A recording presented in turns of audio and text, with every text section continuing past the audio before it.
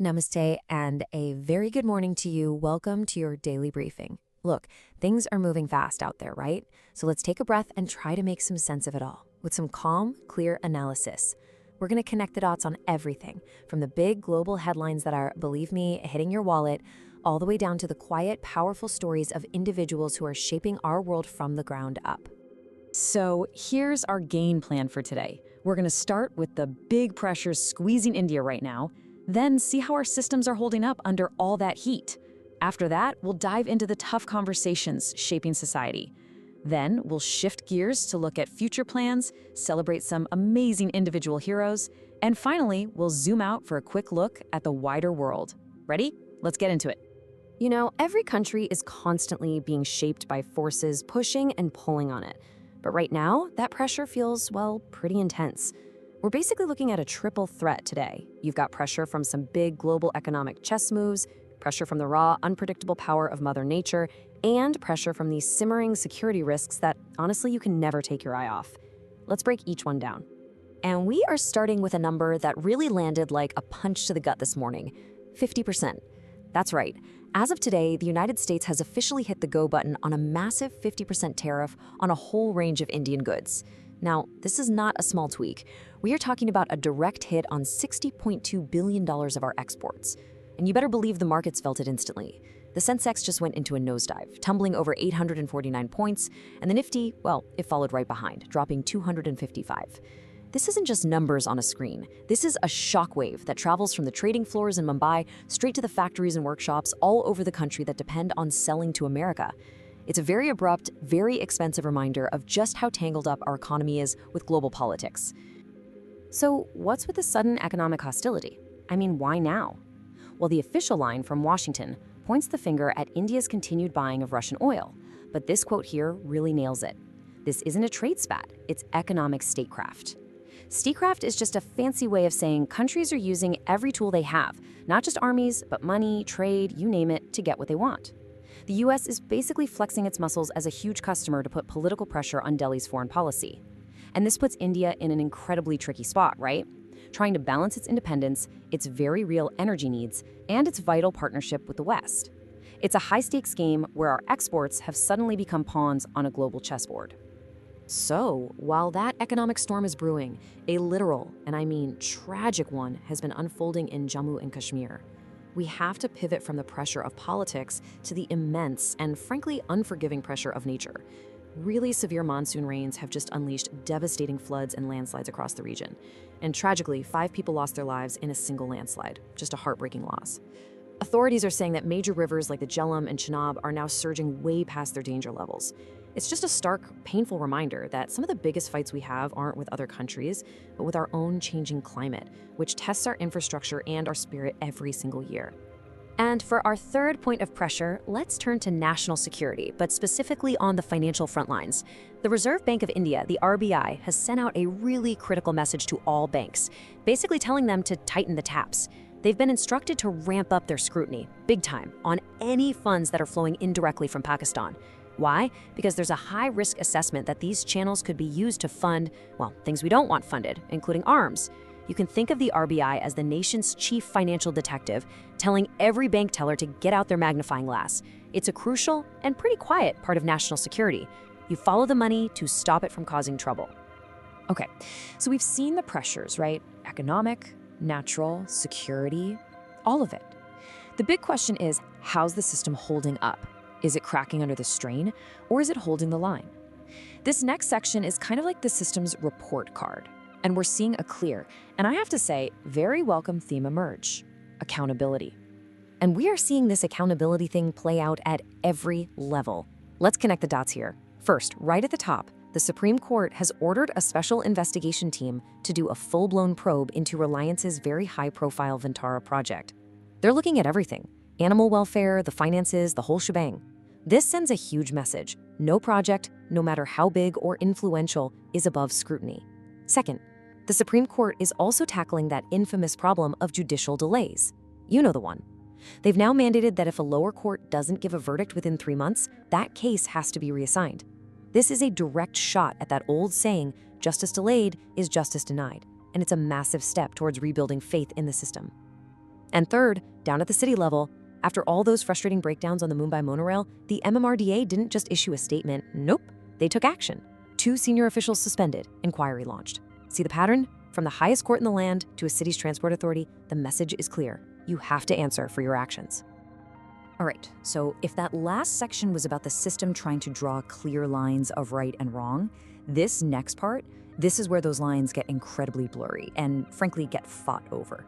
We're moving from the structured world of institutions into the messy, complicated, and often really loud world of public life, where the great debates of our time are playing out every day.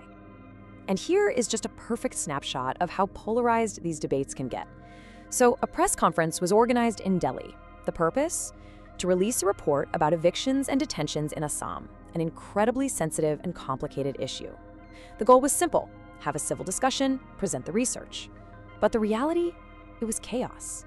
The event got totally disrupted by activist groups, including the Hindu Sena.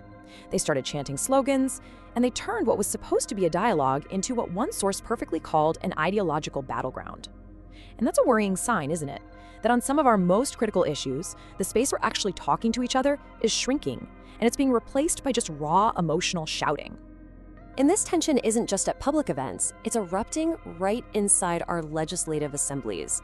Over in Karnataka, the Deputy Chief Minister, D.K. Shivakumar, sparked a massive political firestorm. He was actually seen singing an RSS anthem inside the state assembly. Now, given the deep historical opposition between his party, the Congress, and the RSS, this was seen as a huge no-no. The backlash was instant and it was fierce, and it led to a very quick public apology. The source material calls this a great example of political course correction. It's that moment a politician wanders off the party path and gets immediately and forcefully yanked back in line by their colleagues and their voters.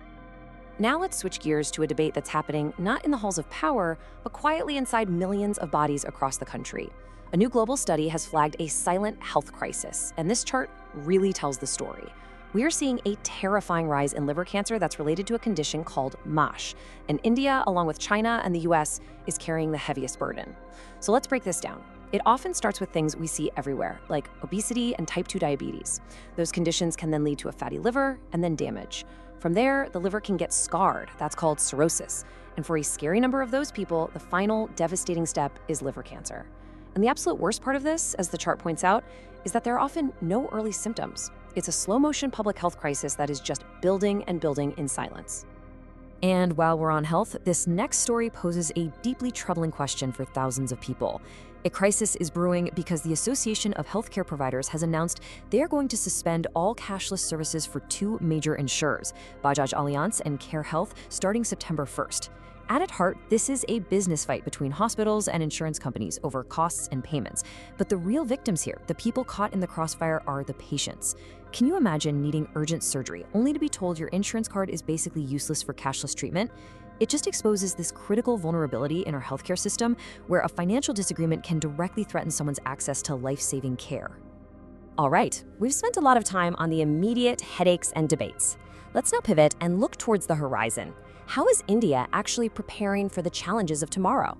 We're seeing some major long-term strategic moves being made in 2 really critical areas: national defense and environmental policy. This is all about laying the foundation for the future. And that foundation comes with this absolutely staggering price tag: 70,000 crore rupees. That's the budget for the long-delayed but now finally greenlit Project 75 India. So what on earth does 70,000 crore buy you? It buys you depth, and it buys you silence. This project is for building 6 highly advanced submarines, and we're getting tech support from Germany to do it. But the key here is the timing. This isn't happening in a vacuum. It is a direct strategic answer to the rapidly growing and increasingly assertive Chinese Navy in the Indian Ocean. This isn't just buying military hardware. It's a multi-decade investment in securing India's waters and its role as a major power in the region. Now let's look at a different kind of long-term security: environmental security. The Environment Ministry has officially put together a 21-member authority that's going to set up a national carbon market. So what is a carbon market? Okay, think of it like this. The government gives every big company a certain number of pollution coupons. If your company is super efficient and you pollute less, you have leftover coupons. You can then sell those extra coupons to a company that wasn't so efficient and polluted too much. all of a sudden, being green isn't just a nice thing to do, it's a profitable business decision. It creates this powerful financial reason to cut emissions across the whole economy. This is a massive step. It fulfills a key part of the Paris Agreement, and as one source put it, it could kick off a green gold rush in India. You know, we've talked about massive institutions, global politics, huge sums of money, but so often the most memorable, most inspiring changes don't come from a committee. They come from the conviction and the action of a single person. So now we're going to funnel our focus all the way down to the micro level and share 3 incredible stories about the impact one person can have. First up, let's head to the world of sports, where Olympian Sift Kaur Samra has given the whole country a reason to stand up and cheer. Competing at the Asian Shooting Championship, she just delivered a performance of pure, absolute excellence. She clinched the individual gold medal in the incredibly difficult 50-meter rifle 3 positions event. But wait, she wasn't done. She then led the Indian team, along with Anju Mudgil and Ashi Choksi, to win the team gold as well. Just an amazing display of skill, focus, and grace under pressure. A huge moment of national pride. Okay, from the precision of the shooting range, we move to the power of the recording studio. I want you to meet Madhura Gane, who goes by the name Mahi Ji. She's 24 years old, she has a background in engineering, of all things, and she has become a rapper. But she is using her music with incredible purpose. Her lyrics aren't just about cool rhymes, they are a form of powerful activism. She's raising awareness about forest conservation, and she's fighting for the rights of tribal communities. And this quote just captures her perfectly. She's dropping beats and dropping truth. It is a brilliant example of a new generation using modern art to give a voice to timeless issues and fight for people who are too often ignored. And for our final story in this section, we have one of the most powerful headlines of the day. And it involves no medals, no microphones, just one person, a broom, and a profound lesson for all of us. Lazar Jankovic, a former model from Serbia who now lives in Gurugram, has decided to personally clean the city's streets. His simple, consistent act of just picking up a broom has gone viral. And not just because the streets are getting cleaner, but because of the powerful mirror it holds up to the rest of society. It's a quiet but really sharp critique of our own civic apathy, and a reminder that the responsibility for our shared spaces belongs to every single one of us. It just goes to show, leadership doesn't need a title. Sometimes it just needs a broom. Okay, for our final section, we're going to pull the lens all the way back out. We've looked at the day's events from inside India, but hey, no nation is an island. So let's take a quick look at a couple of key international stories, just to get a sense of the broader global context that our own story is unfolding in. First, we have to turn to the Middle East, where the conflict in Gaza continues to evolve with some pretty grim developments. Recent reports are confirming that the Israeli military is now advancing deeper into Gaza City. This move comes after a deadly strike on Nasser Hospital that reportedly killed journalists. Analysis suggests this marks a really significant tactical shift, moving away from what might have been called targeted strikes towards what could become a prolonged urban occupation. It's a development that risks not only a deeper humanitarian crisis, but also a lot more diplomatic friction on the world stage. And finally, this table tells a fascinating tale of 2 completely different economic realities, both as seen by the International Monetary Fund, the IMF. So on one hand, you've got Chile. The IMF just gave them a big thumbs up, reaffirming their access to a massive $13.8 billion credit line, praising their strong economy and sound policies. This is the ultimate vote of confidence. It's like a financial shield that makes global investors feel safe. But then, on the other hand, you have Senegal. An IMF visit there uncovered a shocking reality. The national debt had been massively misreported. It didn't just go up a bit. It jumped from an already high 74% of GDP to a staggering 111%. I mean, that's not a typo. It's a profound crisis of governance and trust, and it's now forcing the country down a very painful but unavoidable path of reform. It's just a stark lesson that economic stability is built on a foundation of trust. So, as we wrap things up today, we're left with this final thought. We have seen the immense power of global economics, the accountability of our institutions, and the passion of public debate. But we have also seen the incredible power of a world-class shooter, an activist artist, and a citizen armed with nothing more than a broom. It really makes you wonder, in this incredibly complex world, where does the most powerful force for change truly lie? Is it in the grand strategic moves of governments, the careful reforms of our institutions, or is it in the simple, determined act of a single individual? Something to chew on. Follow us on Spotify and YouTube to listen to this podcast every morning at 8 a.m.